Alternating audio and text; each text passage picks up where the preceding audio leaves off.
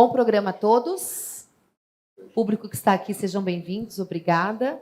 7h em ponto, somos pontuais. Começa agora mais uma edição de A Voz do Mercado. Uma ótima noite a todos. Esse talk show é idealizado e realizado em parceria com o portal AgroLink e o Pensa FIA. Estamos aqui na Casa do Pensa, a gente está com o público presencial e também através do link do Pensa FIA e também do portal AgroLink, que transmite esse talk show. Obrigada pela parceria.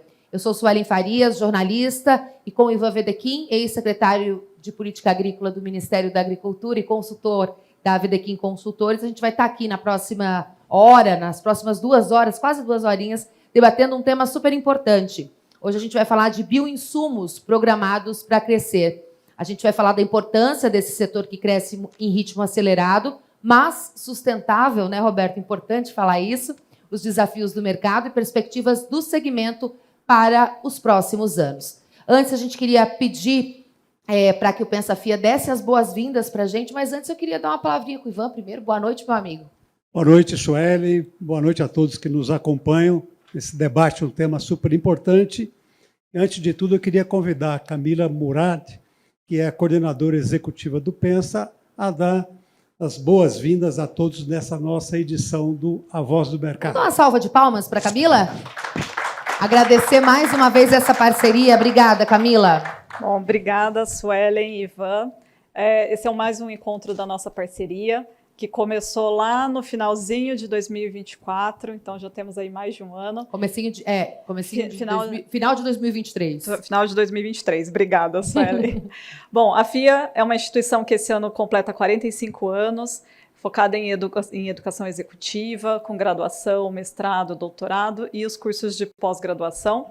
E aqui a gente tem um centro de conhecimentos em agronegócios, que é o Pensa, que eu estou na coordenação executiva, junto com o professor Cláudio Pinheiro Machado Filho, e é um prazer para a gente estar aqui recebendo esse evento.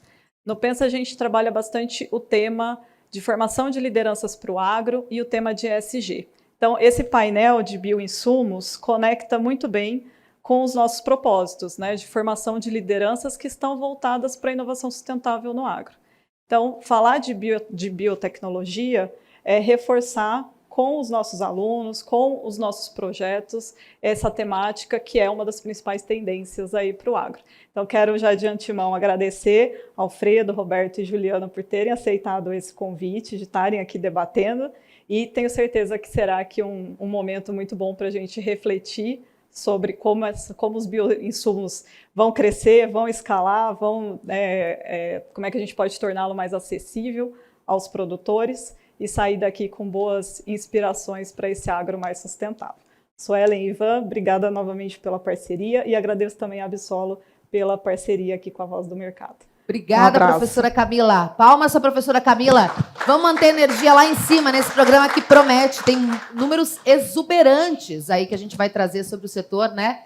O Roberto não vai me deixar mentir sobre esses números que são grandiosos. Vou apresentar o nosso primeiro convidado, ele é um grande parceiro do Talk Show. Para quem não sabe, o Roberto acredita nesse projeto desde o início. A gente, inclusive, fez um programa piloto, né, com a participação do Roberto, foi muito legal. Ele é presidente da Absolo, Associação Brasileira das Indústrias de Tecnologia e Nutrição Vegetal, e presidente da Câmara Temática de Insumos do Ministério da Agricultura. Se divide aí entre Campinas, São Paulo e Brasília. Muito obrigada, seja muito bem-vindo, Roberto Levreiro. Muito obrigado, Suelen. A FIA, e parabéns aí, é um programa que a Voz do Mercado nós acreditamos desde o início, né? Nós tivemos aí uma conversa, o Ivan junto, eu acho que foi desenvolvendo um projeto futuro para um programa que realmente traz aí a profundidade que o agro merece nas informações. É um grande prazer para nós, Absolo, poder estar contribuindo e participando aqui com vocês. Obrigado, Roberto. O nosso Talk Show A Voz do Mercado, nós não ouvimos políticos, nós não ouvimos gente do governo, nós ouvimos gente do mercado mesmo. Então, quero apresentar o nosso segundo convidado, Alfredo Kober, que tem uma grande carreira em diversas empresas brasileiras e do exterior no agronegócio brasileiro. Atualmente, ele é o CEO da ICL, que é uma empresa que tem 38 fábricas no mundo, opera em 13 países e 23 centros de pesquisa e desenvolvimento. Alfredo, muito bem-vindo aqui no A Voz do Mercado. Olá, Ivan. Um prazer estar aqui com vocês. Obrigado pelo convite, Suelen, a FIA também, em nome da Camila. Muito obrigado, prazer. E estamos aqui hoje para falar sobre um tema que realmente nos motiva muito, né? Os três colegas aqui somos pujantes no desenvolvimento desse mercado. E além de fontes do mercado, são especialistas, muito especialistas no assunto, né? Nosso terceiro convidado é muito atuante no mercado de bioinsumos. Atualmente, ele ocupa o cargo de diretor de inovação do Grupo Santa Clara. Seja muito bem-vindo ao nosso talk show, Juliano Pauli. Obrigado, Suelen. Obrigado, Ivan, pelo convite. É um prazer poder estar aqui com vocês mais uma vez, segunda vez que eu participo do programa, e ter a oportunidade de discutir esse tema que é apaixonante. Eu sou suspeito a falar, é um tema que eu trabalho há muito tempo, e é o segmento, o tema mais nevrálgico hoje da agricultura brasileira, que mais se fala, né? Então, poder discutir isso ao lado do Roberto e do Alfredo, tenho certeza que vai ser uma discussão bastante proveitosa para todos que estão nos assistindo. Não tenho dúvidas, Juliana, é verdade. Segunda vez, acho que a primeira vez que você participou, a gente ainda estava na pandemia, né? A gente fazia todos os programas remotos. E você substituiu o Roberto que estava disfônico, sem voz, né? Roberto, eu vou começar contigo, porque a Absolo foi fundada em 2003, né? E desde então, para quem não sabe o que a Absolo faz, ela desenvolve uma série de ações, entre elas medir regularmente o desempenho do setor, né? Além disso, a associação reúne as principais empresas de nutrição vegetal e é uma incentivadora de práticas sustentáveis, né? Uma bandeira super importante aí para o agronegócio brasileiro. Queria que você abrisse essa edição nos contando qual é a agenda estratégica da associação, o que vocês têm feito, como vocês têm atuado no agronegócio brasileiro com tantas empresas muito grandes, né? Grandiosas. Suelen, hoje a Absolo ela representa praticamente 9 segmentos. Então, nós vamos aí desde um fertilizante especiais, são os minerais de liberação controlada, hidrossolúveis. Nós temos uso de frações orgânicas, são os organominerais, os orgânicos, o substrato para plantas, os condicionadores. Nós temos agora os biológicos, nós temos aí os adjuvantes e também temos os substratos que já falei, né? São novos, já são tantos que eu estou até me perdendo já. Citou. E os foliares, que entram junto com os especiais, no caso. E os biofertilizantes. Então, a Absolo hoje, ela praticamente fecha a cadeia de insumos, né? De praticamente toda a área que a agricultura hoje ela é atendida, seja na defesa, nutrição ou estímulo, ela faz.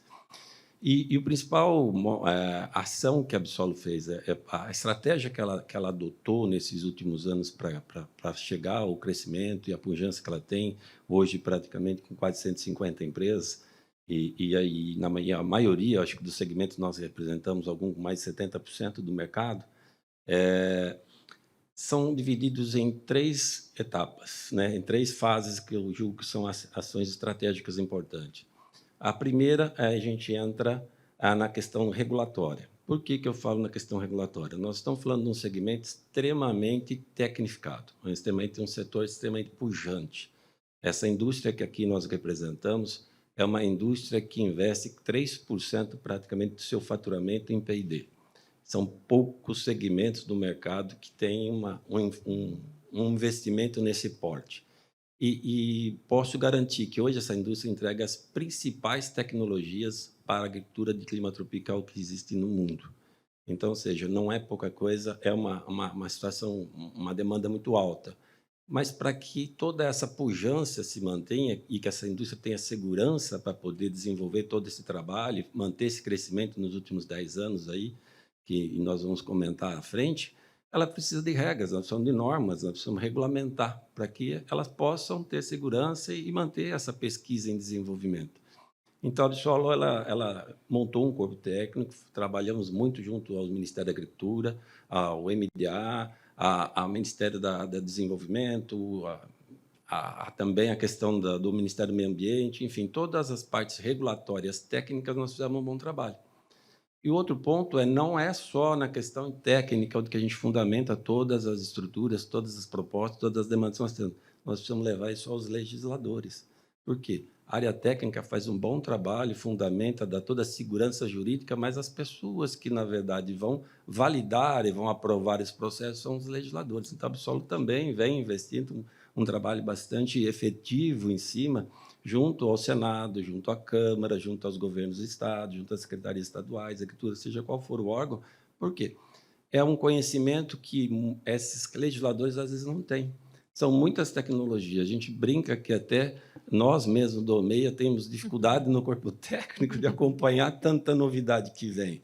E imagina eles. Então, na hora que se você vai levar um pleito, é importante que a gente faça um trabalho, leve esse conhecimento para eles. Então, nesses últimos 3 anos, essa ação, junto aos órgãos governantes, junto a Senado, Câmara, onde a gente tem a legislatura do país, tem surtido bastante efeito. Eles têm dado e conhecido esse valor, porque a gente tem uma demanda muito grande por agricultura sustentáveis, e é o que nós entregamos. E para que isso seja aprovado e tire todas essas conversas que a gente fez, narrativas errôneas que muita gente vê do setor, né, que inverdades, mas está muito baseado na desinformação. E a gente está deixando o Absol, está deixando de falar dentro do seu quintal e está levando essa comunicação de forma mais aberta, de forma mais clara. E o terceiro ponto, que é não menos fundamental é um ponto onde envolve vocês, é o que nós estamos fazendo aqui, é a comunicação. A gente sabe que comunicar no Brasil é muito difícil, né? Nós temos um país de dimensão continental e a Absol, nesses últimos anos, investiu pesado em livros, em fóruns, em eventos, em plataformas digitais, com revisões bibliográficas. Criamos vídeos para poder atender a uma comunicação, porque assim, a comunicação que eu vou levar para uma academia, para um técnico, é um nível de comunicação. Exatamente. A que eu vou levar para um parlamentar, ela é diferente. A que eu for levar para um órgão regulatório, técnico, é diferente. Mas a que eu vou levar para a sociedade como toda é uma outra comunicação. Então, essa é a grande dificuldade. Então, são os 3 pilares fundamentais onde a Absol tem dedicando aí 70% a 80% dos seus esforços, que é comunicar. Porque se a gente conseguir levar informação com qualidade, com seriedade, com embasamento técnico, a gente traz credibilidade. E eu acho que é isso que nós conseguimos, nesses últimos anos, trazer para o setor, credibilidade e valor para ele, que hoje está sendo reconhecido. Muito obrigado, Roberto. As 3 estratégias aí da Absol. Alfredo, já rodou tanto por esse mercado, né?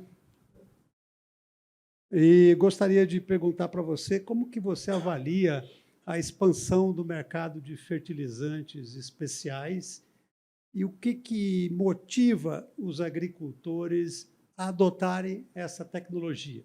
Então, é um ponto aí importante para o nosso público entender aí o que está por trás da expansão desse mercado de fertilizantes especiais. Excelente pergunta. Ivan, eu vou começar respondendo pela segunda parte, né? Os motivadores, eles são relativamente simples, né? Primeiro é a busca por mais produtividade. O Brasil, ele tem um papel, a América do Sul, né, tem um papel muito grande na produção de alimentos, dentro da cadeia da proteína, que a gente atua muito fortemente. Então, temos uma responsabilidade global, né? Hoje, a grande preocupação de muitos países é com a segurança alimentar. Então, as projeções são de que nós vamos continuar crescendo, né? Crescendo e crescendo por um bom tempo ainda. Só que, por outro lado, nós temos outros desafios, né? E o grande desafio é da eficiência, então, a melhor utilização dos recursos. Quando a gente fala de um produto de liberação controlada, por exemplo, o efeito que ele tem em diminuir a mecanização, então você vai ter um ganho de eficiência na propriedade e um ganho também na pegada de carbono. Você vai ter ganhos de qualidade, o produtor busca maior uniformidade, ou maior concentração de determinados elementos dentro da semente, do fruto. Então, você vai ter um café de melhor bebida, né? Você vai ter uma cana com mais ATR, você vai ter uma uniformidade num campo de sementes, de milho e soja, quando a gente fala de qualidade. Mas, sem dúvida, a produtividade é a mola mestra que motiva a grande maioria dos produtores que adotam essa tecnologia. Que, por sinal, a penetração ainda é só de 50% da área potencial do Brasil. Mas tem um dado muito interessante que eu sempre gosto de divulgar, é o dado do SESB, né? O SESB que faz o grande concurso de produtividade de soja no Brasil. E, nos últimos anos, de uma maneira consistente, o resultado tem mostrado que aqueles 25% dos produtores que têm as maiores produtividades dentro desse concurso, todos eles usam nutrição especial no seu manejo. Não na totalidade ou uma parte, né? Você pode ter um nível de tecnologia mais arrojado ou não, mas isso é um indicador, né, de que o grande crescimento e o grande aporte de potencial produtivo para expressar a genética e o clima super favorável que nós temos, ele virá da nutrição especial. Essa é uma convicção que eu tenho já com quase 10 anos. Eu trabalhei em consultoria e, nesse período, rodando no campo, o Brasil todo, eu cheguei à conclusão que diversas entregas já foram feitas, aporte de biotecnologia, de proteção de cultivos, genética, e chegou a vez da nutrição especial de plantas fazer a grande diferença. São centenas de sacas, né? Toda vez que a gente vê o concurso de produtividade do SESB, a gente fica impactado, né, com a quantidade, centenas de sacas por hectare. Agora, Juliana, eu queria saber, do ponto de vista empresarial, das empresas, como é que as empresas têm atuado para conseguir colocar essas tecnologias aí no mercado e rolar a adesão do produtor rural, né? Eu acho que esse é um ponto bem importante, que, como o Roberto falou no início, as tecnologias, velocidade da luz, né? Todo dia tem uma novidade. Excelente pergunta, Suelen. Eu acho que, trazendo um pouco do que o Roberto falou e que o do Alfredo falou, a base de uma boa inovação, uma demanda legítima, no nosso caso, do agricultor. E como o Alfredo falou aqui, a adoção, por mais que ela esteja em 50%, hoje, dificilmente, um agricultor ele deixa de utilizar um fertilizante especial, um bioinsumo. E, obviamente, essa demanda impulsionou o olhar de inovação das empresas também para esse tema. Obviamente, a gente tem uma linha de inovação de empresas nacionais que estão investindo nesse segmento há muito mais tempo, mas a pujança e o incremento exponencial desse mercado também trouxe o olhar das grandes empresas. E isso retroalimenta todo esse ciclo e também faz com que as empresas menores voltem a investir mais. Eu acho que um tema, o que norteia a inovação em bioinsumos, em fertilizantes especiais, obviamente, é o incremento de produtividade que está vinculado ao incremento de rentabilidade do agricultor. Como o Alfredo bem colocou, a gente atingiu patamares de inovação que estão muito mais difíceis de serem disruptivos em uma série de segmentos que, no passado, foram responsáveis por incrementos muito grandes de produtividade. Proteção de cultivo químico, a biotecnologia por meio da transgenia, o próprio fertilizante de base sem inovação. Então, obviamente, esses segmentos ou essas tecnologias foram super essenciais para que a agricultura brasileira atingisse esses níveis de produtividade, mas o próximo passo, com certeza, não está em deixar de utilizar essas tecnologias, mas olhar a agricultura brasileira de forma muito mais integrada. Integrada no sentido de como eu coloco de forma conjunta e tecnicamente e cientificamente comprovada os bioinsumos e os fertilizantes especiais para captar maior valor ainda para o agricultor e rentabilidade. Sem falar no tema de sustentabilidade, né, Suelen? A gente já está, e aqui também a gente não pode fazer um falso julgamento, a gente já está no Brasil, que é a agricultura mais sustentável do mundo, da forma com a qual a gente atua. Só que a gente ainda tem um potencial de aumentar essa sustentabilidade pensando em uma série de outras ferramentas, pensando no potencial de crédito de carbono no futuro, regeneração do solo, e essas tecnologias são essenciais.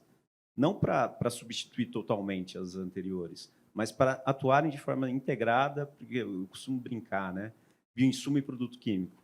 Bioinsumo deve ser utilizado sempre que possível, e o produto químico, obviamente, vai continuar sendo utilizado quando necessário.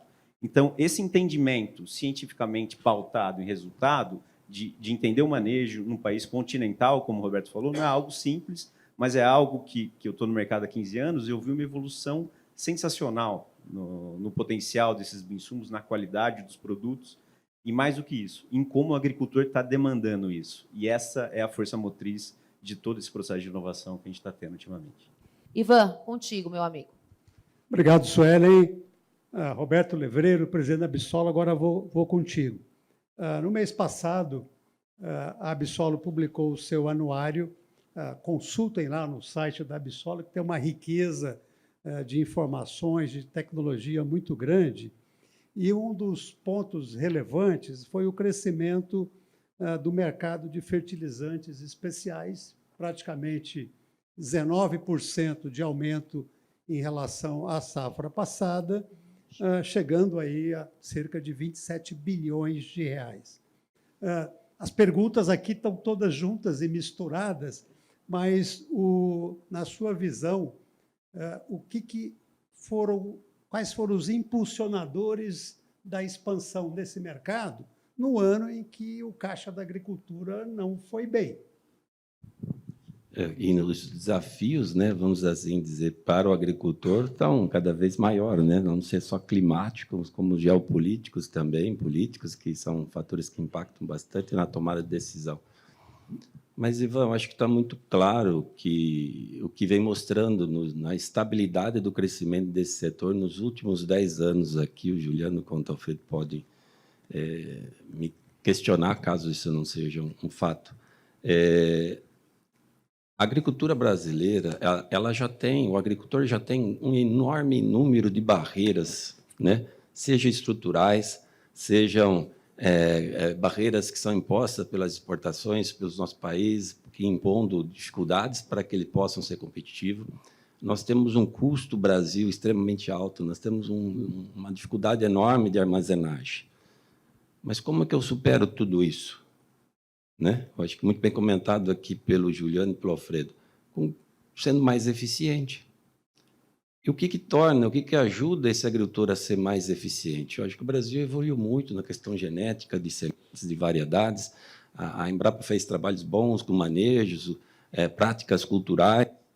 Nós temos bons equipamentos para poder fazer a boa aplicação desses insumos, mas nós precisamos do quê? De insumos que possam contribuir para que essa cultura expresse o potencial genético e também possam contribuir para que ela sofra menos com os estresses abióticos, enfim, tudo que vem acontecendo. Para quê? Que com a mesma área ele possa produzir mais. Então, ou seja, essas tecnologias hoje elas proporcionam competitividade, e uma competitividade de forma sustentável de verdade.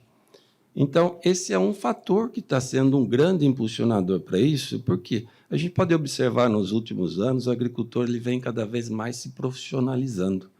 Ele está deixando de ser amador, e não só do pequeno, todos, numa escala geral, a gente observa, Suela, que realmente a agricultura vem se modernizando, ele está começando a se tornar um gestor.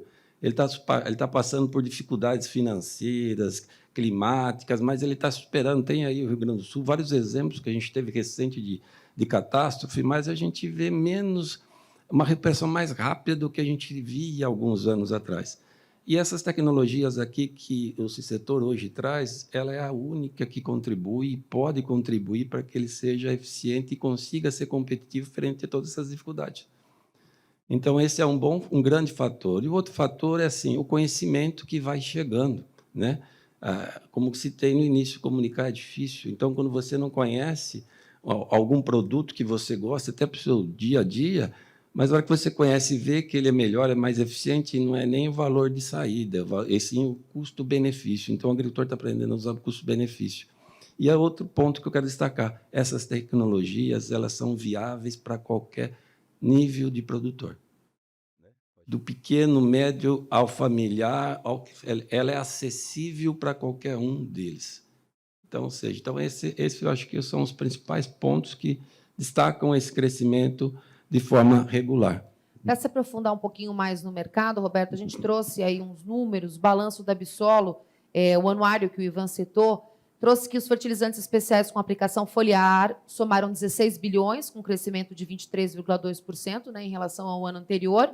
O mercado com aplicação via sementes cresceu 50% e a fertirrigação 36%. Das vendas do setor em 2024, o estado de Minas Gerais segue na liderança no uso de fertilizantes especiais. Alfredo, quais os estados e culturas em potencial na tua análise?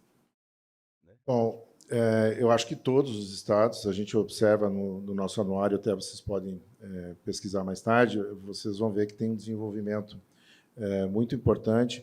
O crescimento acumulado é de 26%, né, nos últimos 10 anos, então mostra que a gente tem um crescimento. Algumas áreas que você já teve adoção há mais tempo, então, nesse momento, por uma questão de maturidade, você pode se enganar e pensar que, por uma taxa de crescimento menor, porque tem uma base maior, não está se desenvolvendo, mas já tem uma base grande estabelecida. Então, você vai olhar principalmente Minas Gerais, que é um estado muito importante, que tem uma grande participação, regiões dos Cerrados, né? Então, tem uma base e um mercado grande. No Sul, a gente está vendo um crescimento com taxas maiores, porque tem uma base um pouco menor. E isso se deve também a uma tendência, né, do produtor de mudar o seu manejo. Nós estamos tendo uma mudança de manejo que você vai ter a nutrição, você vai ter os bioinsumos, as sementes, né? Essa mudança, ela tem que aconteceu, pode parecer já um pouco antigo para nós, mas nos últimos 20 anos, o Brasil mudou radicalmente o sistema agrícola. A gente tem áreas hoje que estão produzindo 3 safras, né, com um sistema super intensivo. O próprio crescimento da fertirrigação é porque o sistema de irrigação está crescendo também. Maior número de clientes estão adotando constantemente essa tecnologia, que ajuda a ter um sistema mais intensivo. E esse sistema mais intensivo, ele nos ajuda também a preservar o nosso meio ambiente, porque a gente não está avançando a fronteira e está utilizando de uma melhor forma os nossos recursos. Então, todos esses pontos, né, mostram que todas as regiões têm potencial, culturas diferentes. Você vê o crescimento do café, né, muito grande na adoção das tecnologias, cana, uma cultura que tem buscado aumentos de produtividade, está vivendo um bom momento. Então, a gente tem percebido uma mudança muito grande, né, na lógica de buscar maiores produtividades, mais eficiência no sistema, que é um sistema bem intensivo. Então, próprios vegetais, frutas, a gente vê também desenvolvimento desse mercado. Então, a minha conclusão é que, assim, dadas as diferenças, a gente tem oportunidade em todos os lugares, para todas as culturas. Então, você perguntou para o Alfredo e agora eu vou perguntar para o Juliano. O Juliano, exatamente. Aqui, o meu roteiro todo decorado. Juliano, primeiro eu quero que você explique o que é agricultura regenerativa, tá? E aí depois que você comente quais são os trunfos do Brasil no âmbito da agricultura regenerativa. Porque de vez em quando a gente vê aí uns modismos, né, de resiliência, por exemplo, é uma palavra que a gente usa há muito pouco tempo. Mas então agora, tecnicamente, tem muita gente jovem nos assistindo, tem alunos aqui da FIA. O que é agricultura regenerativa e quais os nossos trunfos, que sejam melhores do que a seleção brasileira de futebol? Obrigado, Ivan. Excelente pergunta. Vai parecer brincadeira o que eu estou falando, mas eu fui dar um treinamento há uns tempo atrás que eu tinha que falar sobre agricultura regenerativa e procurei uma definição oficial de agricultura regenerativa. E ela não existe. Pelo menos eu não encontrei e eu pesquisei bastante, hein? E hoje em dia, com o ChatGPT, se eu não achar uma definição, é algo bastante difícil. Mas, basicamente, Ivan, o que eu usei naquele evento foi o seguinte: qual a diferença da agricultura regenerativa para uma agricultura de alta eficiência e que a gente não considere regenerativa, né? Uma agricultura de alta eficiência, você busca rentabilidade e aumento de produtividade, ou seja, você busca fazer as coisas da forma mais correta possível. A grande mudança de mindset para a agricultura regenerativa não é só fazer as coisas da forma correta, é fazer as coisas corretas corretamente.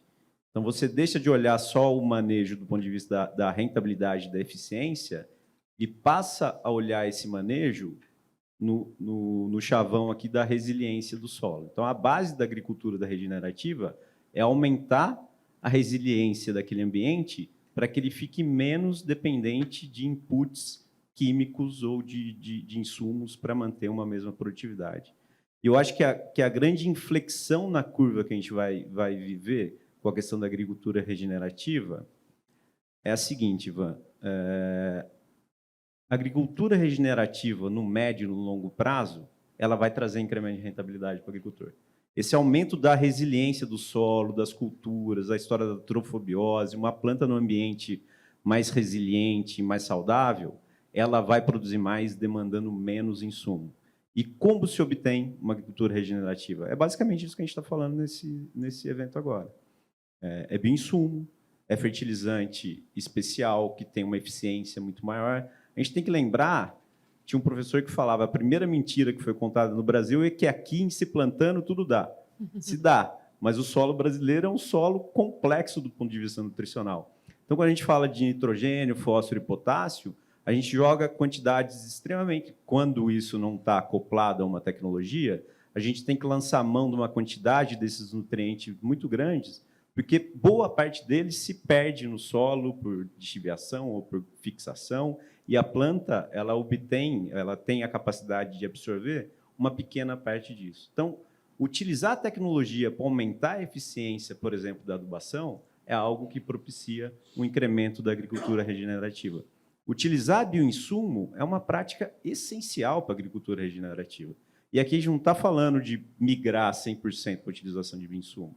É a história do manejo integrado, da nutrição de planta, manejo integrado de pragas e doenças.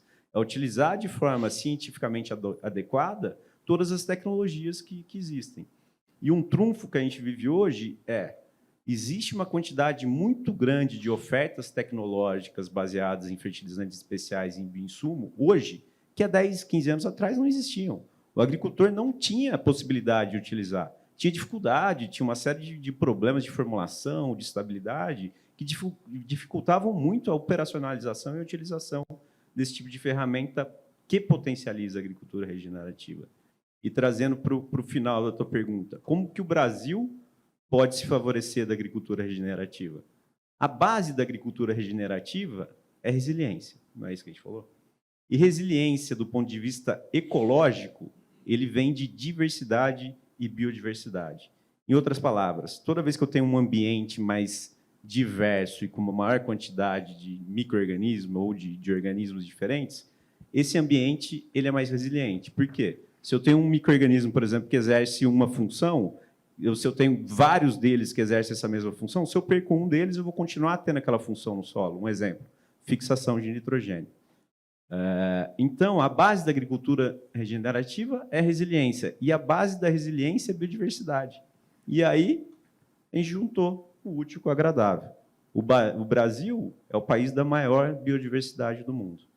Então, toda essa história que a gente está falando aqui de agricultura regenerativa, fertilizantes especiais, economia circular, eu não tenho dúvida que o Brasil é o melhor lugar para as empresas desenvolverem esse tipo de produto, como fonte de matéria-prima para que a gente efetivamente desenvolva soluções que sejam disruptivas, não só para utilização no Brasil, mas para exportar a tecnologia. Eu acredito que bioinsumo é a melhor forma do Brasil voltar a ser um exportador de tecnologia para outros países do mundo e aproveitar a diversidade, a agricultura tropical, para que a gente se torne cada vez mais sustentável, mas mais que isso. Isso vai repercutir em maior rentabilidade para o agricultor, que, de novo, é a força motriz para manutenção da inovação e manutenção do aumento da adoção desse tipo de tecnologia. Quer complementar, Roberto, antes de eu fazer a pergunta para você? Eu não quero perder a oportunidade, Por favor. né? Eu acho que se quem procurar no chat GPT, depois dessa apresentação do Juliano, já vai ter a explicação da agricultura regenerativa.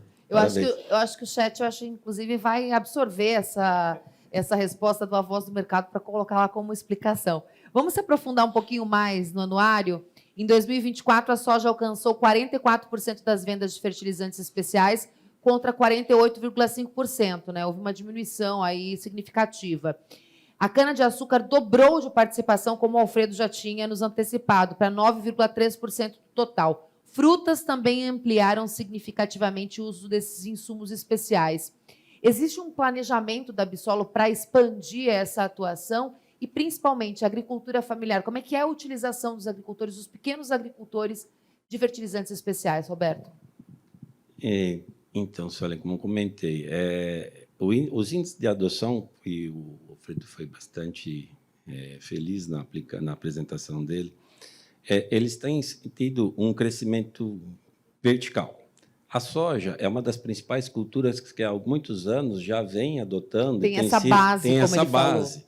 Então, quando a gente começa a analisar percentualmente, é um pouco ingrato, né? Porque o volume na soja é bem maior, claro, né? Por isso que ela se destaca, mas se a gente avaliar o crescimento de ano para ano, a cana ela tem se destacado. Porque eu acho que a cana vai, inclusive, tanto o milho vai ser uma outra cultura que eu acho que vão se destacar devido aos investimentos futuros, à projeção do etanol que está vindo nesse sentido. Então, percentualmente, esses números podem nos enganar um pouco, mas são culturas que nós vamos ver nos próximos anuários, com milho e cana, talvez se destacarem um percentual de crescimento muito acima do que a gente vai comparar da soja, até o próprio café, que já são culturas que já estão com um volume de tecnologia já adotado. Então, eles vão continuar crescendo, mas não vai ser no mesmo ritmo. E frutas, né? O Brasil, conforme você tem um ano mais favorável, é uma das culturas que a gente pegar a HF, que a gente fala hortaliças e fruticultura, acho que em números, né, de tecnologias que hoje a gente representa, são as que mais utilizam, né? Se a gente pegar as grandes culturas, utilizam-se de algumas, mas em quantidade de tecnologia usadas, frutas e hortaliças, elas realmente têm um número muito maior de adoção. Só que, percentualmente, não vão ter uma representatividade grande no volume, até questões de tamanho de área, nesse sentido. Então, nessa análise. Todos estão crescendo, só que, percentualmente, os números talvez possam ser menores, porque uma está mais adiantada do que a outra. Inglórios, né, Roberto? Inglórios, exato. Muito bem, obrigado, Roberto. A análise de percentual depende do tamanho da base. É isso aí. De 1 para 2 vale 100%. De 2 para 3 vale 67%. Então, às vezes a gente confunde isso no mercado. Apenas um. Alfredo, você é CEO da ICL para a América do Sul. O agricultor brasileiro é PhD em crises. Nós vivemos um cenário econômico adverso no ano passado, clima, preços, e temos desafios aí grandes no cenário 2025, 2026. Como é que você está vendo o mercado de bioinsumos nessa safra 2025, 2026? Juros estão lá embaixo, nós não sabemos ainda como vai ser o plano de safra do governo, e, aliás, esse é o tema do nosso próximo talk show. Então, como que você vê o mercado, essa questão aí de crises em distribuidores pode afetar o mercado de vocês? Eu queria que você dividisse aqui conosco qual que é a expectativa de vocês aí para essa safra 2025, 2026. Excelente pergunta, Ivan. Normalmente, né, eu tenho uma estatística que em torno de cada 10 voos que eu pego, 3 eu sou pego lá no negócio aleatório de segurança, né? E geralmente sobra também a pior pergunta para mim, né? Então, você manteve a estatística. Bom, há uma complexidade, né, que é inerente do nosso negócio. O agronegócio ele é complexo, e principalmente no Brasil, em função de alguns gargalos, já que o próprio Roberto mencionou, de infraestrutura, você também falou, a questão macroeconômica. Nós ainda trabalhamos com commodities e que são indexadas, né, para exportação, apesar de um crescimento muito grande da agroindústria, né, que nós estamos vendo, por exemplo, no Mato Grosso, um desenvolvimento muito grande de empresas de biodiesel, de etanol de milho, biodiesel de soja, que isso verticaliza, né, o valor agregado para o nosso país. Então, assim, olhando alguns aspectos. Primeiro, né, vou dar a resposta do que eu penso. Eu tenho um otimismo cauteloso para esse ano, né? Então, eu vejo que ele vai ser melhor que 2024. Essa safra ela tende a ser melhor. A cautela está em alguns aspectos que a gente tem que prestar atenção. Primeiro, o clima, aparentemente, está sinalizando que nós vamos ter um clima neutro com relação a El Niño, Laninha. Isso é muito positivo para nós. A gente tem um cenário internacional, né, com guerra tarifária, que na verdade, para nós teve um efeito positivo, abriu uma janela muito boa para os agricultores e o mercado começou a andar em função desse momento. Então, esse é um outro fator que talvez em algum momento isso feche. Então, minha cautela, minha preocupação, a primeira delas é com relação à tomada de decisão para fixação dos preços futuros das commodities, que não podemos esperar muito tempo, né? Se a gente chegar num ponto de equilíbrio em que a troca ela faz sentido, né, o agricultor deveria começar a trabalhar, né, para fazer essa fixação. Para nós, né, o nosso segmento, acho que a Bissolo ela engloba muitas empresas e nós temos que trabalhar muito para fazer os nossos produtos chegarem em todos os lugares, né? Então, o tema de acesso que você levantou também, a distribuição, ele é um ponto importante, porque, como a Sueli questionou, né, o pequeno agricultor familiar, ele precisa ter acesso, e isso tem que estar próximo dele. Ele não vai fazer uma viagem de 200 quilômetros para adquirir uma tecnologia, isso tem que estar próximo. Então, é o nosso dever de montar um sistema de acesso, de distribuição, e aí sim, ano passado também foi, acredito que foi um dos fatores de ruptura, né? Porque quando você não tem o produto na ponta, você tem ruptura, né? Como se fosse no supermercado e chega lá e não tem a pasta de dente. Você não vai voltar lá amanhã para ver se chegou, você vai comprar em outro lugar. Mas se em outro lugar tiver, você não vai usar. Então, isso também aconteceu no ano passado. Com relação à questão de disponibilidade de crédito, né? Os recursos se tornaram mais caros. Provavelmente, no plano Safra, nós não vamos ver eu estou aqui parafraseando o professor Carlos Cogo, né, que afirma que, em função do aumento dos juros, o valor de capital disponível vai ser menor, porque vai ter que financiar com juros maiores, né, uma dívida. Então, nós vamos ter uma menor disponibilidade. Então, quem são os agricultores, né, que estão na nossa cadeia, que vão ter acesso a esses recursos? E quem não tiver vai precisar que a indústria entre também nesse jogo, né, mais, né, que já responde em torno de 60%, 70%, na grande maioria dos locais, a indústria ou em vendas diretas ou através dos seus canais que ela financia. Então, para o nosso setor, ele tem, esse é um fator importante, né, porque a concessão de crédito, né, o crescimento das RJs que nós tivemos ano passado, que pulou de 100 e poucas para mais de 1.200, né, no total, e assim, só de agricultores foram em torno de 800. Então, isso é um fator que nós temos que levar em conta também, por causa da saúde da financeira do negócio. Você tem que retornar investimentos, seguir investindo em pesquisa, como o Juliano falou. Então, esse contexto todo, voltando na minha primeira expressão, é um otimismo cauteloso, né? Eu vejo que vai ser um bom ano, mas os perigos ainda não saíram da frente. Eu vou fazer uma pergunta agora para o Juliano. Sueli, Claro. eu acho que o nosso Alfredo andou muito por Minas Gerais, né? Otimismo cauteloso, mas ele mandou bem na resposta aí, porque É muito típico de mineiro. Eu assino embaixo de todos os pontos. Tá para ver um ano em que a área da agricultura brasileira não cresce, né? Podemos ter crises e crises, mas sempre a agricultura é um ciclo de longo prazo. Tem gente que pode estar diminuindo, mas muita gente que já investiu na expansão e não para. Desculpe aí a brincadeira, Alfredo. Não, tudo bem, eu sou gaúcho, é melhor você dizer que eu fui comedido como mineiro. Para não faltar clichê, já que a gente está falando de clichê, né, e tudo que envolve a agricultura, não poderia deixar de fazer essa pergunta, porque eu acho que o Roberto já deve ter respondido essa pergunta umas 70 vezes na carreira dele, mas essa eu vou fazer para o Juliano, sobre a questão da substituição dos bioinsumos em detrimento dos produtos convencionais, né?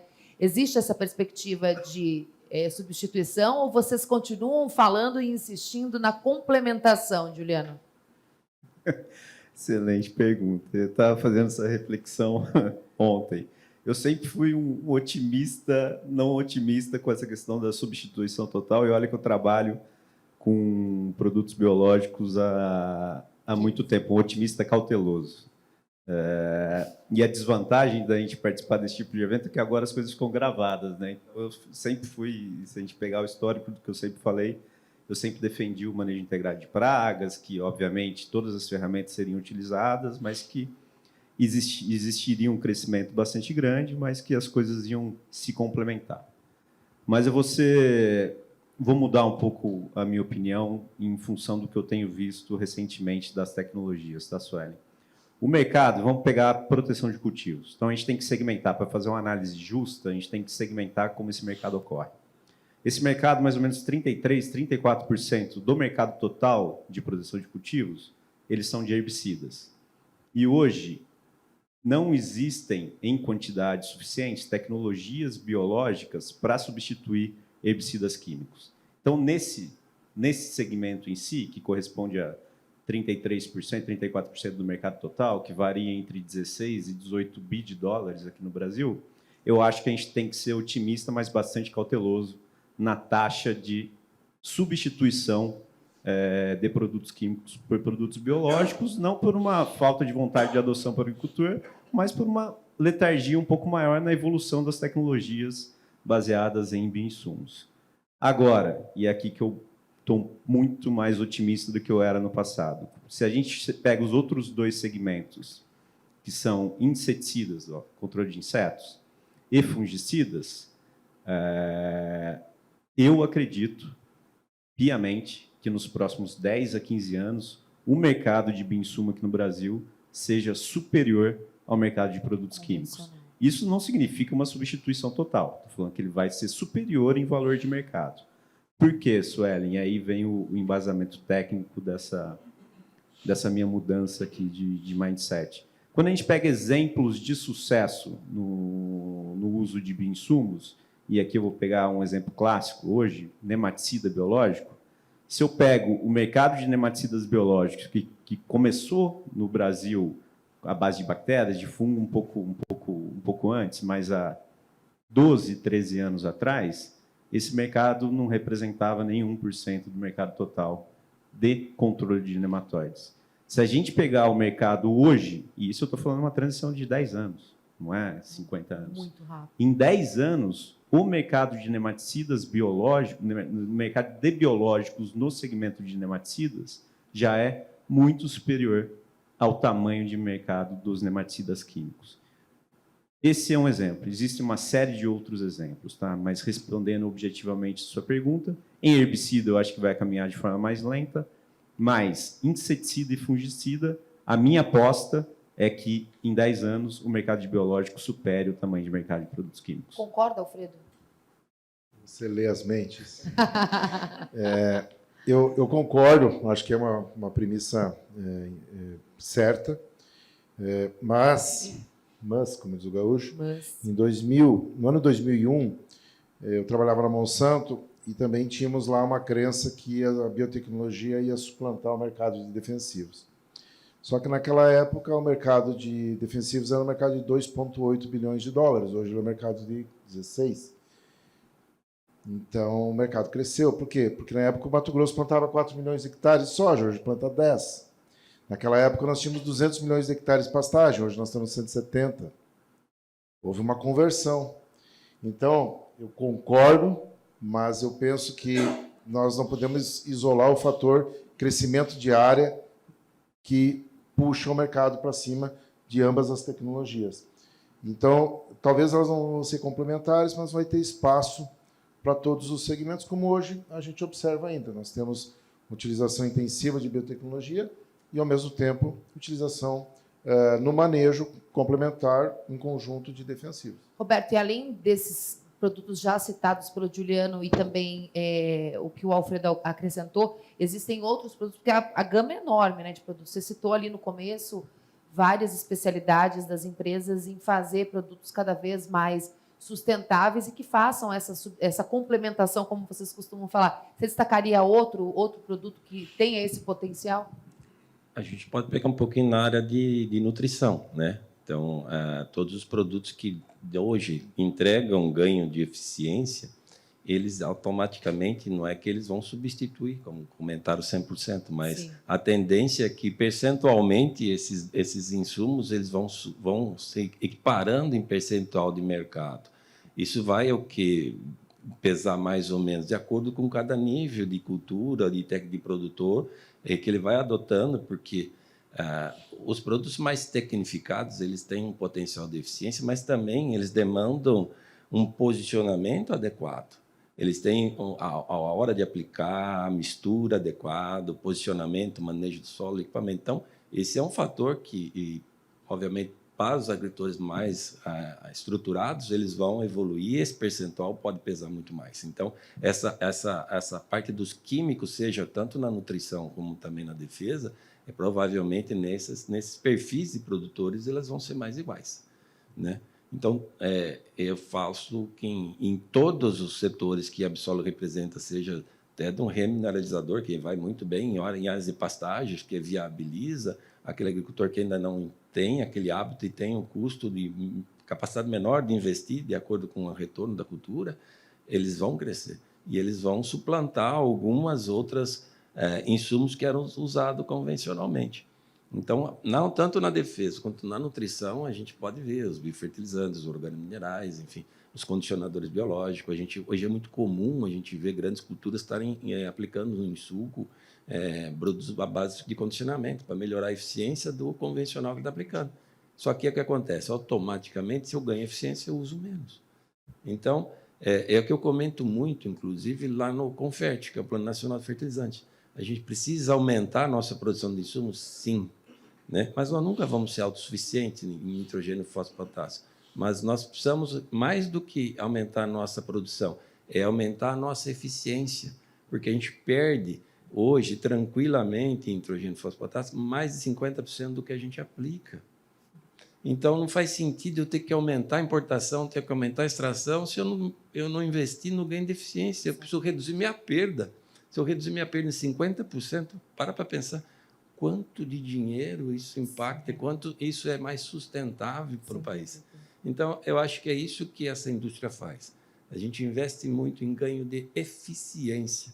Por isso que essas disparidades, eu acredito que, com o tempo, esses segmentos eles vão começar a equiparar e vão trabalhar num nível mais igualado em termos de suprimento, de fornecimento de insumos para a agricultura. Juliano, queria complementar? Eu queria, só complementando, e o que foi falado é essencial, essa transição, ou seja, eu realmente acredito que no médio e no longo prazo, 10 a 15 anos, a gente atinja patamares equivalentes de mercado. Isso está pautado em quê? E vou juntar o que o Roberto falou. As tecnologias hoje de bioinsumos e fertilizantes especiais, elas não demandam mais uma mudança de hábito do agricultor para que elas sejam aplicadas e para que elas sejam eficientes. Então, quando você falava em aplicação do bioinsumo há 5, 6 anos atrás, o agricultor tinha que deixar isso dentro de uma geladeira, ele tinha que aplicar à noite ou com o tempo nublado para que o produto tenha eficiência. Quando a gente olha o que está por vir no segmento de bioinsumos, quando a gente transiciona da primeira e da segunda geração para a terceira e para a quarta, a gente mantém o perfil toxicológico extremamente favorável de um bioinsumo, mas ele acopla benefícios de facilidade de uso, de estabilidade, de compatibilidade com produtos químicos, de poder ser armazenado sem a necessidade de refrigeração, que vai mantendo e aumentando muito a eficiência comparado aos produtos que se tinha há 10 anos atrás, e com um custo competitivo que não tem motivo para que isso não cresça de forma exponencial. Então, é óbvio que a gente trabalha na área, a gente é super otimista, mas esse otimismo acelerado que eu tenho tido recentemente é olhando as novas tecnologias que têm surgido. Tá? São coisas realmente disruptivas que vão facilitar muito a adoção, o aumento da eficiência e o aumento da adoção pelo agricultor. Perfeito. Agora são 7 horas e 54 minutos. Está passando rápido, né? Quando o papo é bom, o tempo voa.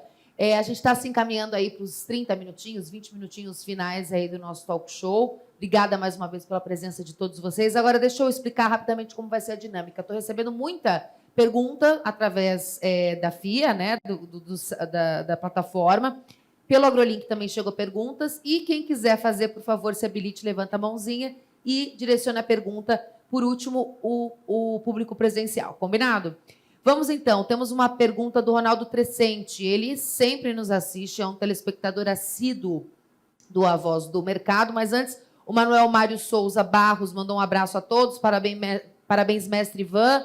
Abraço para a Suelen, Roberto e todos os amigos. Excelente debate. Um abraço, Manuel Mário, para você também. Chegando aqui a pergunta do Trescente. Para todos vocês três, tá? Como resolver a falta de profissionais habilitados para trabalhar com bioinsumos, começando a rodada com o Alfredo? É um ponto interessante que o Ronaldo tocou, né? Porque o Roberto pincelou e... No ano passado, em uma reunião, eu escutei de uma pessoa que estava bem envolvida nesse tema da capacitação de profissionais, que haveria uma demanda nos próximos 5 anos para bioinsumos de em torno de 8 mil especialistas no mercado brasileiro. né? Se a gente olhar hoje a estrutura comercial de muitas empresas, é que todas que vão nessa linha, elas vão necessitar, esse número bate, porque você também precisa ter lá no campo distribuidores com pessoas qualificadas. É um grande desafio, né? No próprio segmento, né, de fertilizantes especiais, a gente já tem vivido essa dificuldade, né, o desafio de qualificar as pessoas, porque, como o Roberto falou, são posicionamentos, são momentos chaves, tem que, desde a parte da avaliação de necessidades, né, fazer toda uma análise de solo e tudo mais. Nos bioinsumos vai ser a mesma coisa, né? Mapeamento de doença, mapeamento de pragas, né? E o sistema, ajustar o sistema, e alguém tem que estar lá no campo para recomendar, principalmente orientar no momento da aplicação, ajudar o produtor a tomar a melhor decisão. Então, esse é o grande desafio que nós temos, é qualificar as pessoas, né? A gente tem uma demanda por profissionais muito grande.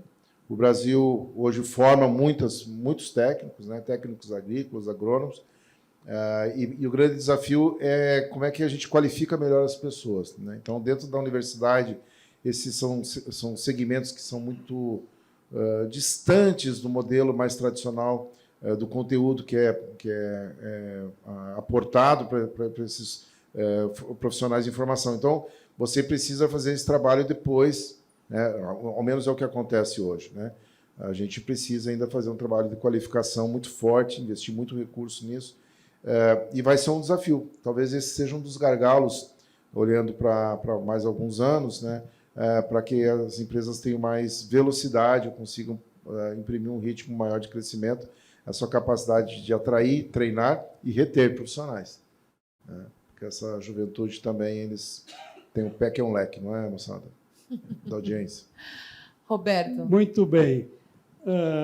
Ivan, eu vou fazer a rodada para os três. O Ah, é? Ronaldo pediu para os três responderem. Então tá bom. Você está muito Desculpa aí, acelerado hoje. Desculpa aí, Ronaldo.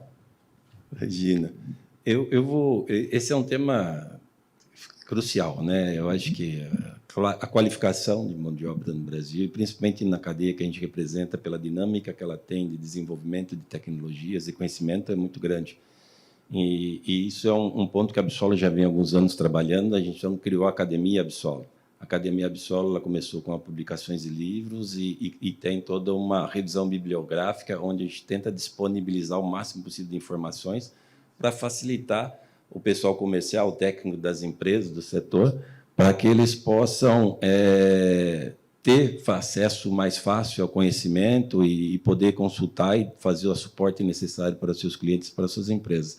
Mas a Absolo também, nós desenvolvemos um curso agora que está na fase final de avaliação pelo MEC, que é um curso de profissionalização, pós-graduação, junto com a Exalc, e tudo correndo bem. A gente gostaria de, já no próximo ano, já pôr esse curso em prática, que ele foi especialmente elaborado para atender as demandas da indústria nessa cadeia. Então, vai trazer para os jovens... É uma especialização, Roberto? Roberto? Especialização em fertilizantes especiais, em biofertilizantes, enfim, toda essa cadeia. É inédito. É inédito, isso não existe, e até foi uma ideia que eu tive lá atrás e fiz uma grande exigência aos professores, aos docentes técnicos, que tem que ser um curso realmente com uma qualidade bem elevada, bastante atual.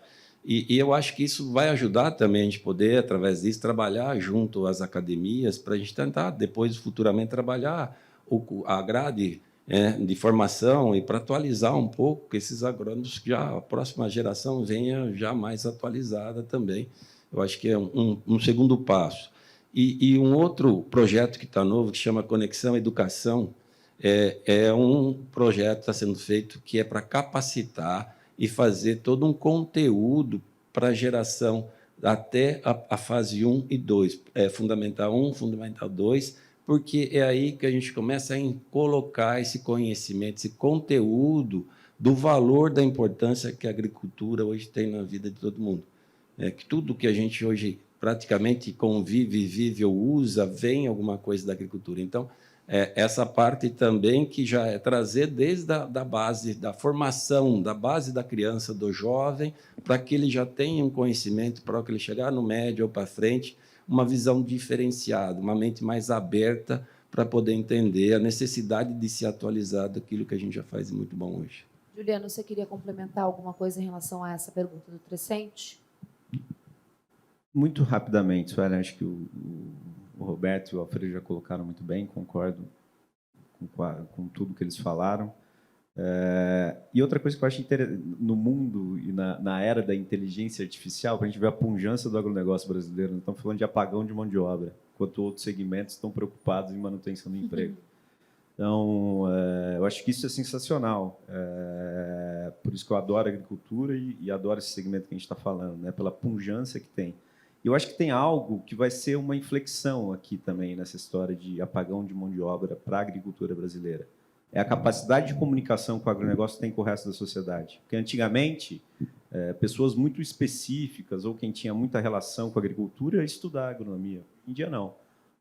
Pessoas se entenderem com um mínimo de robustez o que é a agricultura brasileira, a beleza do que a gente está fazendo, o potencial de sustentabilidade, o potencial de disrupção de tudo isso que a gente está fazendo tem para o futuro do Brasil como sociedade, eu imagino que a gente vai ter um interesse muito maior da sociedade, eu estou falando das cidades, de pessoas que nunca tiveram contato efetivamente com o campo para estudar esse tema.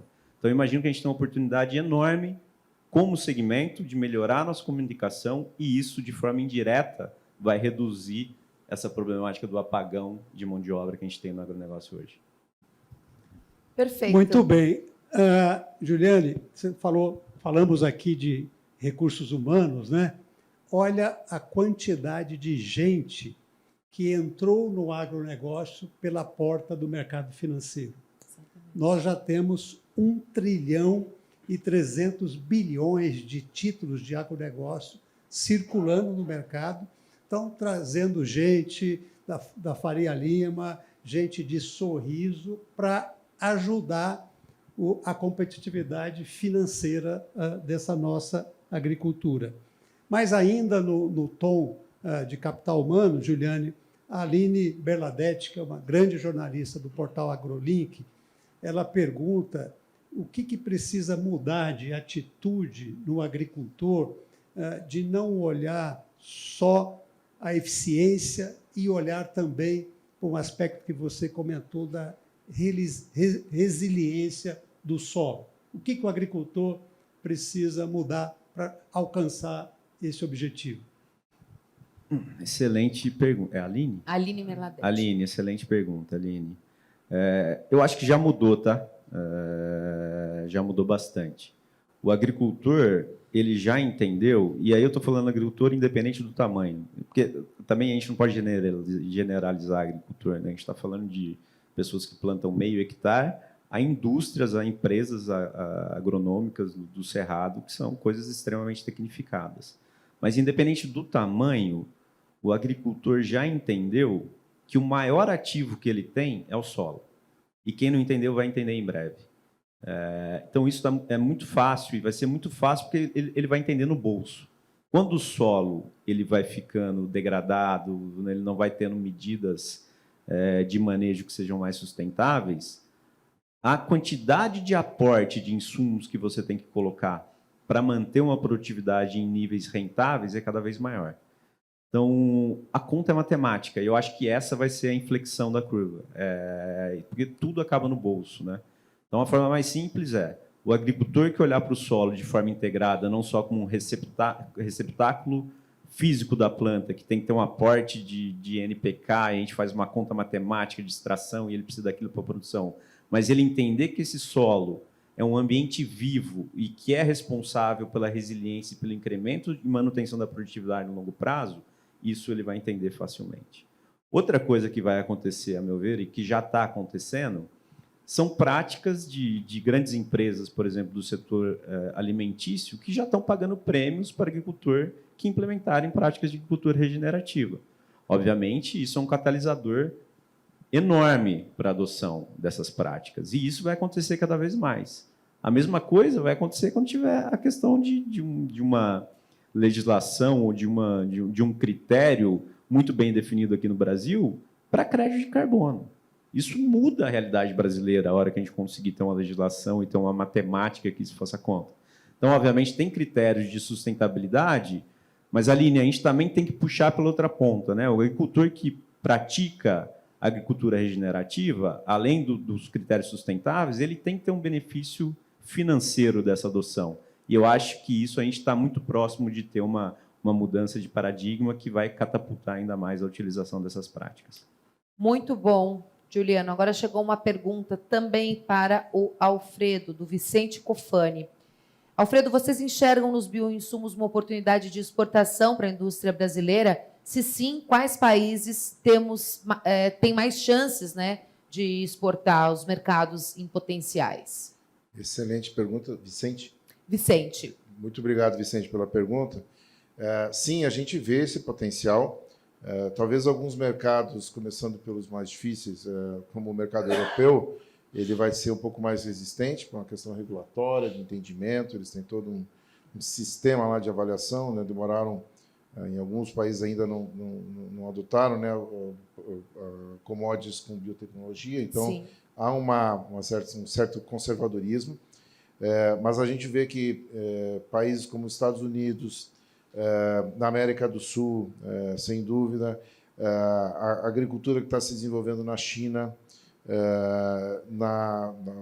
nós lá em Israel já temos, por exemplo, uma empresa lá também que está trabalhando nessa linha. Então, no Sudeste Asiático, a gente vê oportunidade também. Eu vejo que a Europa vai ser talvez uma ilha que vai demorar um pouco mais de tempo. O leste europeu talvez tenha um pouco mais de flexibilidade, pelo modelo ser muito similar com o nosso. Mas nós, particularmente, né, a nossa empresa, nós já temos projetos de fazer essa expansão.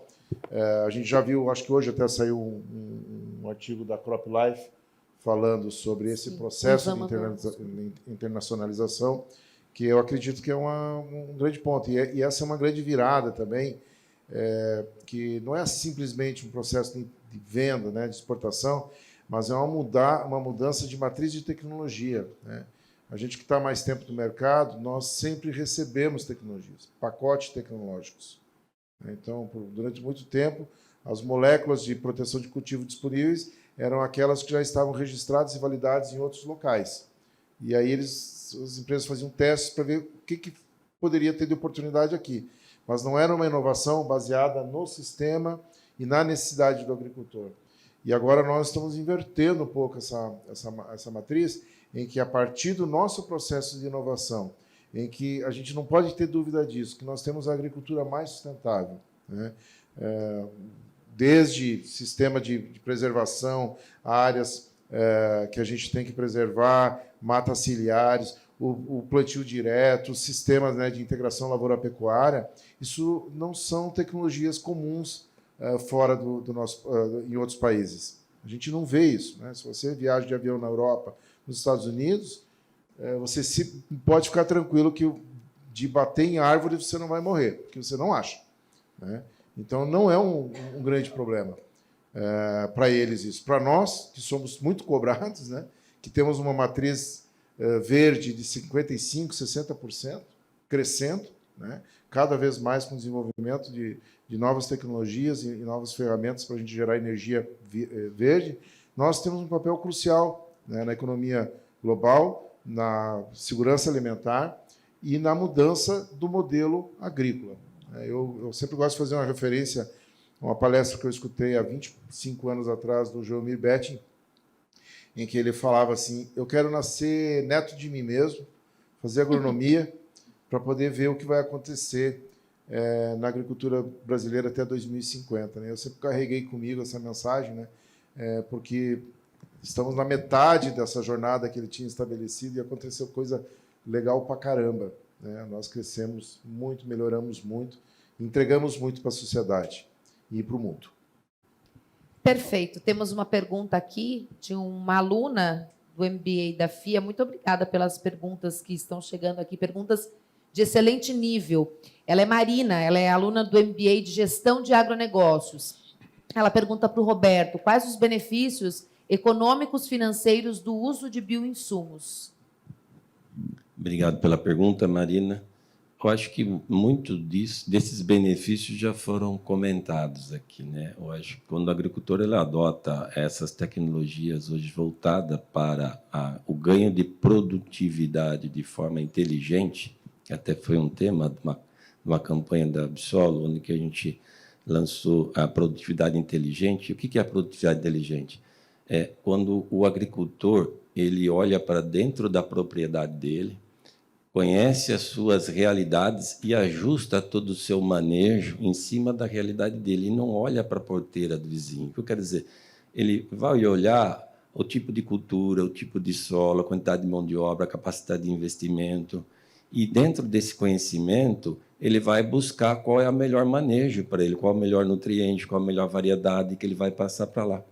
Então, quando acho que o ganho de produtividade, o ganho de eficiência, os benefícios que tudo isso que nós estamos discutindo aqui traz, ele se associa a essa mudança comentada tanto pelo Alfredo quanto também pelo Juliano, que está acontecendo, e acho que corrobora um pouco com a pergunta anterior, o que está acontecendo com a nossa agricultura.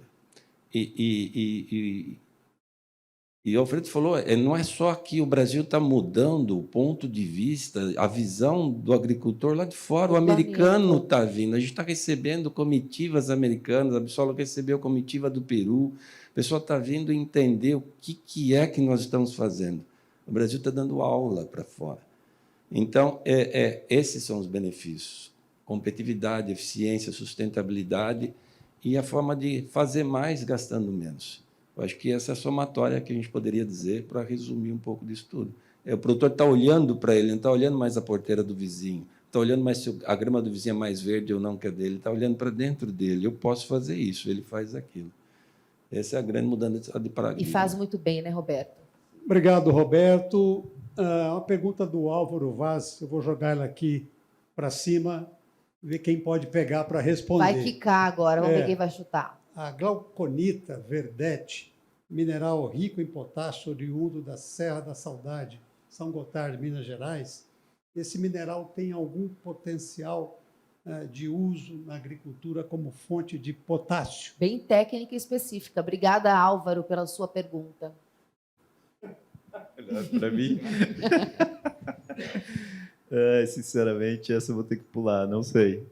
Basicamente, o que tem que se olhar, e aí, Roberto, me complemente depois. Até na Absol, a gente tem 2 níveis, né? A gente tem os remineralizadores, que são rochas que, para a liberação do nutriente para a planta, ela tem que passar por um processo de degradação após sua aplicação.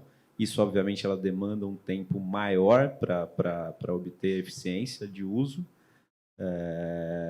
Existem rochas que têm uma concentração de nutriente que, passando por processos químicos, ela libera isso mais rápido. Eu, sinceramente, não sei o teor da rocha e se o nutriente em si que ele perguntou, se ele está em um estágio que está disponível para a planta. Então, efetivamente, não consigo ajudar.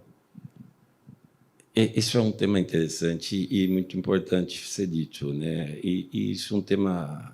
O remineralizador ele veio muito à tona, né, Ivan? Você lembra no ano em que os insumos tiveram um aumento, um incremento muito grande e o agricultor começou a buscar alternativas. Infelizmente, quando ele busca alternativas sem, obviamente, um embasamento técnico, ele abre espaço para os oportunistas que estragam muitas vezes boas tecnologias disponíveis no mercado. O remineralizador e a glauconita ela se enquadra nesse sentido. Nós temos algumas boas empresas e algumas inclusive associadas da Absol. Eles são nutrientes sim eficientes. O que tem que entender o agricultor? Cada tecnologia hoje disponível ela é mais ou menos eficiente para uma determinada realidade de cultura, tipo de solo, modo de aplicação e o que ele quer de retorno daquilo. Então, hoje se fala muito em recuperação de pastagens, né? Então, são investimentos de médio e longo prazo. Então, esses tipos de remineralizadores, eles são insumos que têm um investimento para médio e longo prazo, culturas que não precisam que esse nutriente se expresse de forma muito rápida, porque vai frustrar. Então, eu vou trabalhar aqui, eu quero melhorar uma estrutura de um solo, de uma cultura perene, eu quero preparar um solo para plantar uma laranja, uma fruticultura, ou reforma de pastagem, uma área florestal, até propriamente na cana. Então, ele é um investimento que ele faz de médio para longo prazo, que vem muito de encontro com fosfatos reativos, fosfatos acidulados, alguns são mais ágeis, outros menos ágeis. E por que eu falo isso? Dependendo desses, conforme o Juliano comentou, a disponibilidade desses nutrientes também está muito correlacionada à saturação de base, o índice de acidez que aquele solo tem. E depende de uma cultura que é mais exigente, não vê por cento de 80, 70, ele vai ser menos eficiente, vai precisar de um solo de uma saturação mais ácida, que é muito comum em outras culturas, como gramíneas. Então, sim, eles são muito interessantes, eles são eficientes. Eu tenho clientes que eu utilizo, inclusive, esse tipo de insumo há anos, e isso tenho comprovado com análise de solo e folha, que ele supriu, ele atendeu a demanda, mas não podemos nos iludir que assim, tem que saber como utilizá-lo e aonde utilizá-lo. Esse é o grande diferencial. Resposta do Roberto à altura da pergunta do Álvaro. Obrigada, pessoal, por terem mandado perguntas. Alguém do nosso público aqui na FIA gostaria de fazer uma pergunta para um dos nossos convidados? Professora Nádia, quase doutora. Boa noite a todos. Obrigada pelo evento, né, e pelas intervenções aí. É bastante interessante ouvir de bioinsumos por especialistas, né? A gente lê muito a respeito, mas quando a gente vê... A gente recentemente fez aqui na FIA um estudo até vinculado a um projeto do BNDES, justamente para testar o uso de internet das coisas a campo e entender que benefícios essas tecnologias traziam para o produtor, do ponto de vista econômico e financeiro, e também alguns outros desdobramentos, como ambiental.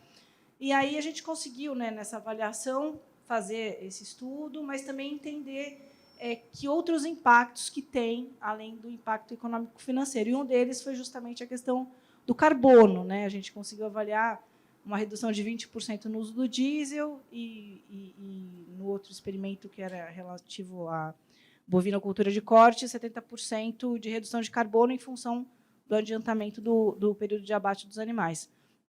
No caso da agricultura regenerativa, é possível a gente fazer esse tipo de inferência, mesmo que indireta, até do ponto de vista do carbono, né? Porque ali a gente conseguiu fazer uma conta de quanto aquilo poderia potencialmente gerar para o produtor em crédito. Mensurar, né?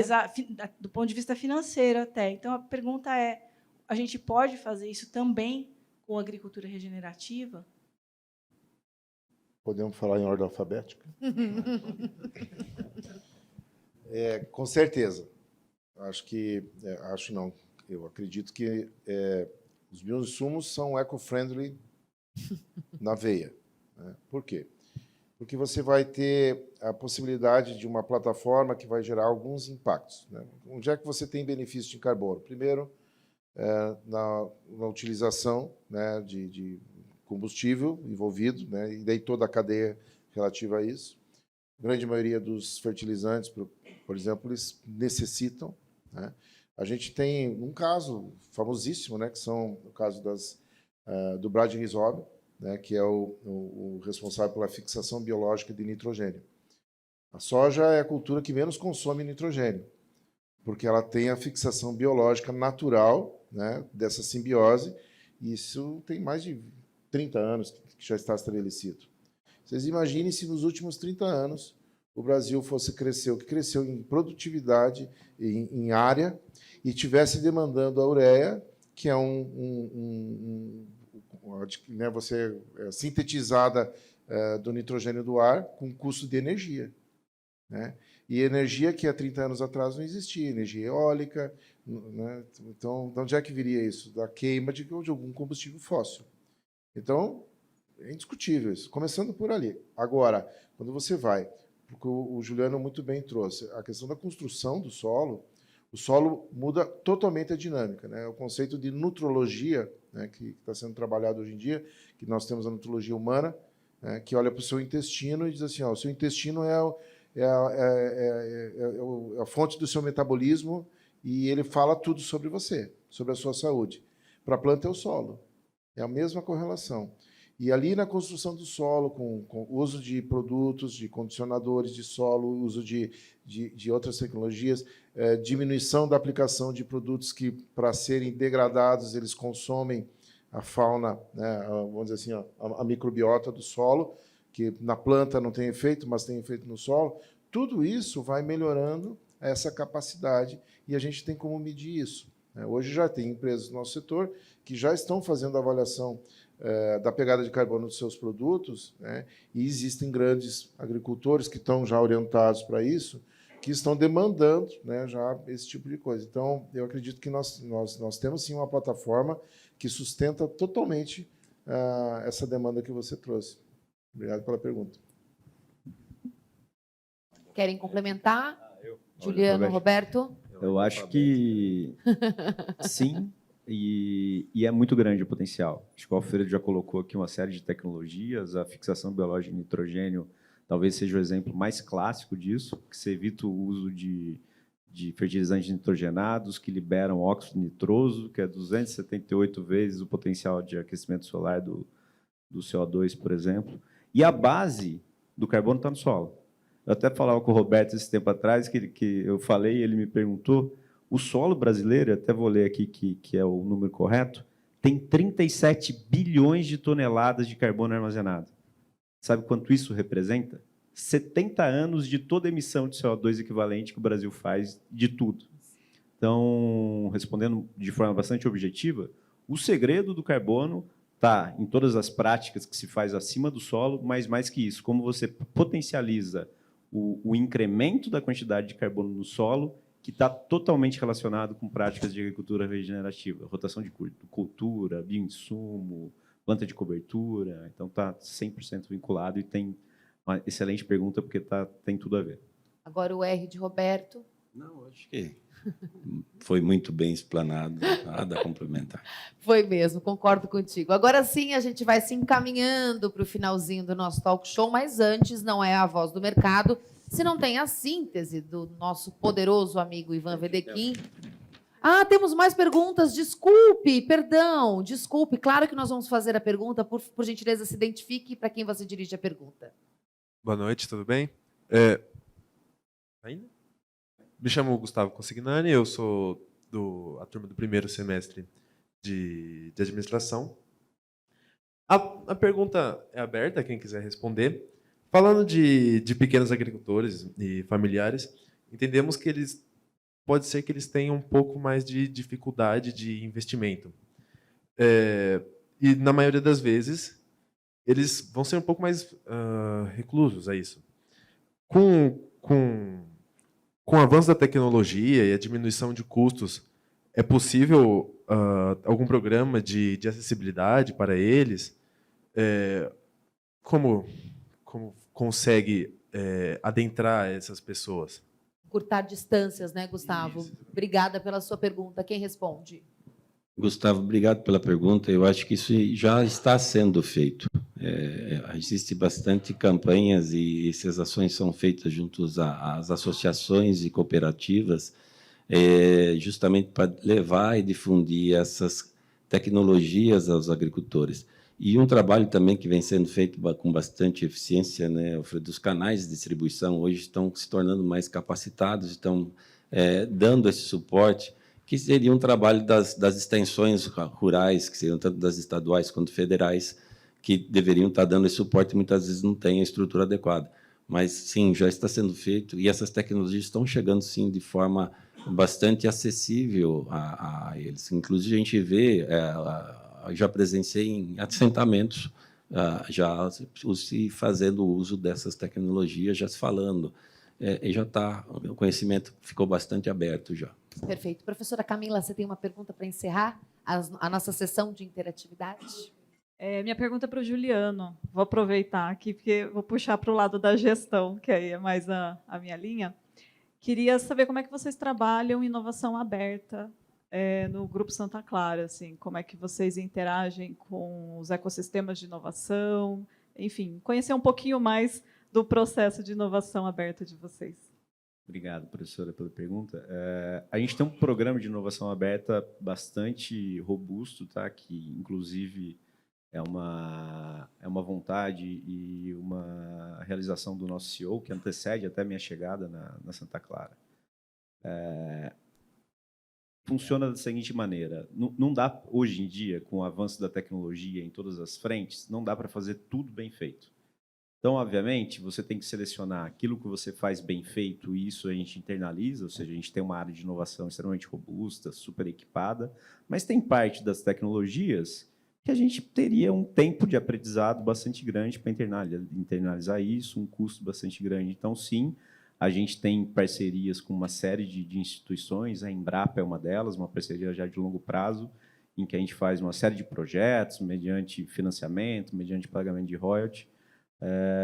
A gente tem uma cultura de inovação muito grande, então a gente tem um comitê de inovação em que toda a liderança da empresa participa mensalmente, a gente tem consultorias que nos apoiam, e parte do time tem interação bastante grande com ecossistemas de inovação, sempre buscando tecnologias disruptivas que a gente consiga acoplar. E aí a vantagem, tem muita startup hoje, né? Então, o que uma empresa já estruturada consegue agregar de valor para uma startup é a engrenagem de inovação já funcionando. Ou seja, a startup ela tem uma ideia, ela desenvolveu uma molécula, uma tecnologia em pequeníssima escala, mas isso para o agro não é o suficiente. Você tem que provar isso no campo, você tem que testar em 50 locais diferentes, em diferentes culturas.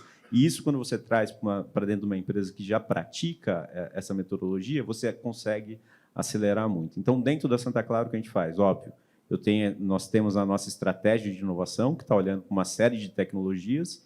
Boa parte delas a gente faz internamente. O que a gente não tem capacidade ou não tem vontade, ou que seria mais rápido e mais barato fazer mediante parcerias, a gente busca parceiros na própria iniciativa privada ou na iniciativa pública para nos auxiliar a acelerar da forma mais rápida possível. Obrigada, Juliano. Agora sim, vamos à síntese do Ivan Wedekind sobre esse tema bioinsumos programados para crescer, uma noite de muito conhecimento e aprofundamento nesse tema tão importante para a agropecuária brasileira. Obrigado, Suelen. Creio que todos nós aprendemos muito com os nossos mestres aqui, Alfredo Kober, da ICL, Roberto Levreiro, da Absolo, e o Juliano Pauli, do Grupo Santa Clara.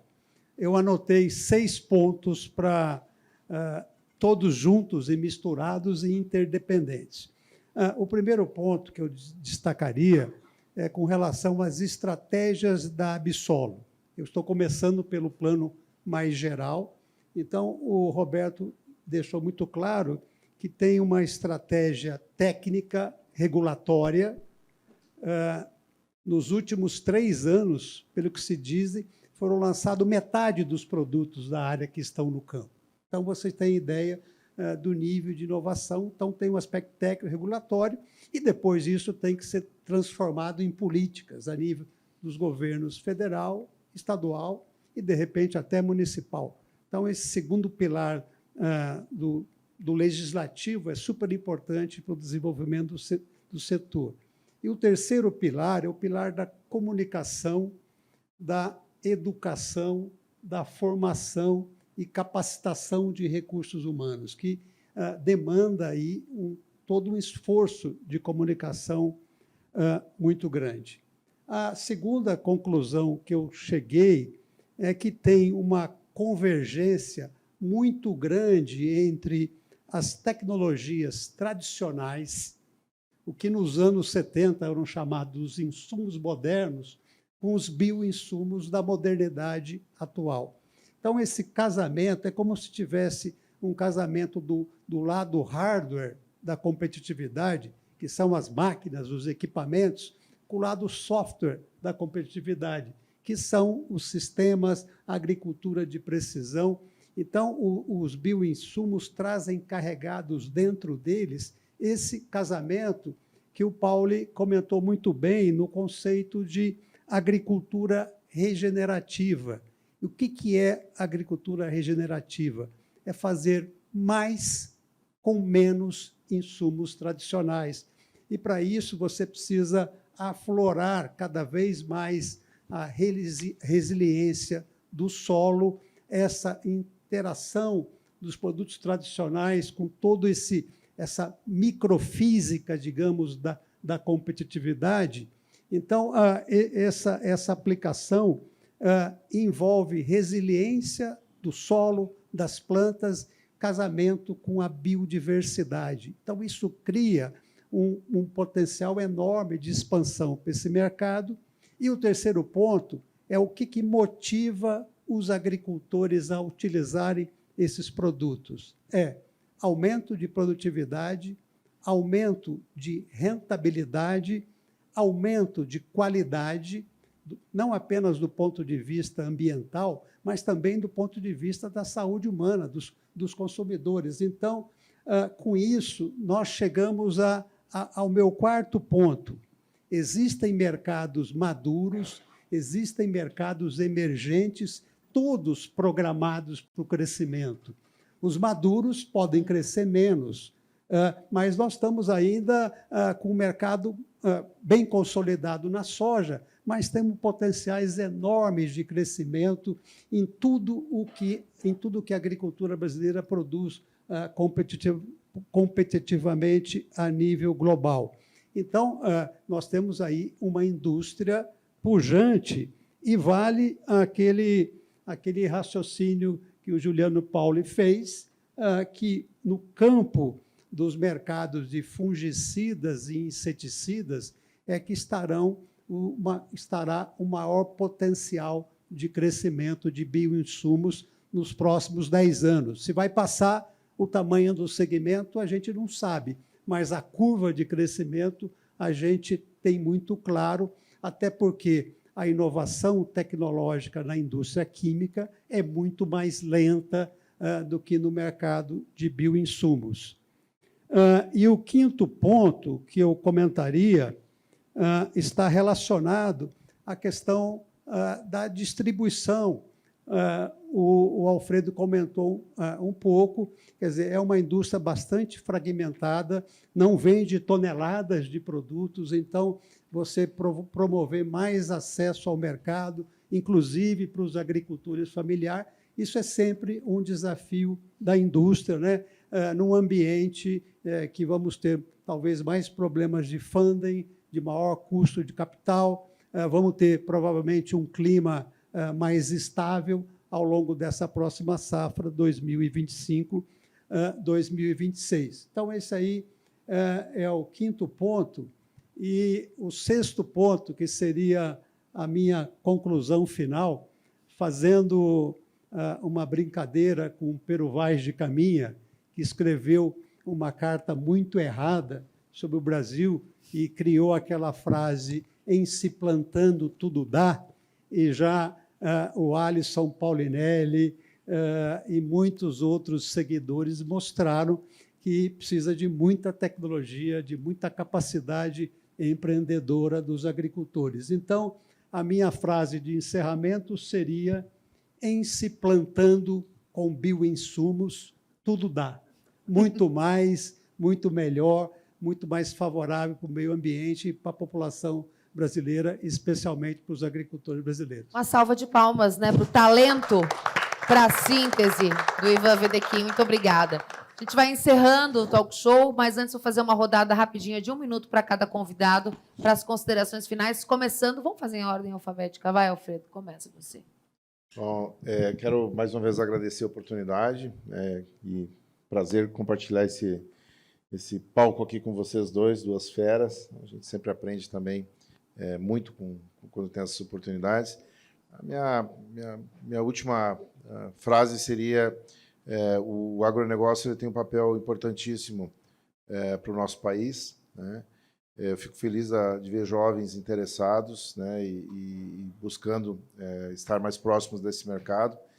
E ele vai ser a nossa mola propulsora, né? E eu tenho muito orgulho de fazer parte disso. Obrigada, Alfredo. Juliano Pauli, por gentileza, suas considerações finais. Então, primeiramente, gostaria de agradecer pelo convite. Foi um enorme prazer poder conversar um pouco com todos vocês e aprender, obviamente. Muito mais difícil do que responder, e aí eu gostaria de parabenizar a Suelen e Ivan pela capacidade de elevar o nível desse tipo de talk show. Ivan, a sua síntese e com essa frase final foi sensacional. Gostaria de um dia ter capacidade de fazer esse tipo de síntese. Parabéns. E como última frase, bioinsumo é um caminho sem volta, gente. Não tem como voltar para trás e é algo que vai continuar crescendo de forma muito mais acelerada do que o resto dos segmentos. Obviamente, também não existe panaceia na agricultura brasileira, não tem uma única tecnologia que vai resolver todos os problemas, mas para todo mundo que está interessado, está estudando, podem focar nesse segmento que, sem sombra de dúvidas, é o segmento que vai ter um maior crescimento no médio e no longo prazo. Obrigado mais uma vez. Obrigada a você, Roberto Levreiro, presidente da Absolo. Suelen, Ivan, a FIA, eu acho que é uma excelente oportunidade que a gente tem aqui para poder apresentar um pouco do setor com alto nível, né, levar informação com base fundamentada. Eu acho que para a gente é um prazer parabenizar vocês aí pelo evento, que a gente acreditou desde o início com 2 feras aí, não tinha como não dar certo. E os amigos falaram tudo. Acho que eu quero só deixar um pedido. Acho que todos que participaram, ou presencialmente e virtualmente, se realmente se convenceram do que tudo que foi apresentado aqui, acham que isso faz sentido, conte para alguém. Transmita isso para mais um. Acho que esse é o grande resultado que nós queremos colher aqui. Se realmente quem está aqui acha que fez sentido tudo que nós falamos, conte para mais uma pessoa só, mais uma. Convença mais um, que eu acho que a gente vai sair muito feliz daqui. Obrigado. Perfeito. Gente, esse foi o Talk Show A Voz do Mercado, bioinsumos programados para crescer. Esse Talk Show tem a parceria com o Pensa FIA. Obrigada, recebendo a gente mais uma vez na casa de vocês. Portal AgroLink, fica lá no Portal AgroLink toda a nossa conversa. É interessante, eu vou pegar carona, vou surfar na onda do Roberto. Além de conversar sobre bioinsumos, passa o link do nosso talk show, que tem aí uma aula completíssima sobre bioinsumos e fertilizantes especiais. Desejo a vocês uma ótima noite e até a próxima oportunidade, até o próximo talk show A Voz do Mercado. Obrigada.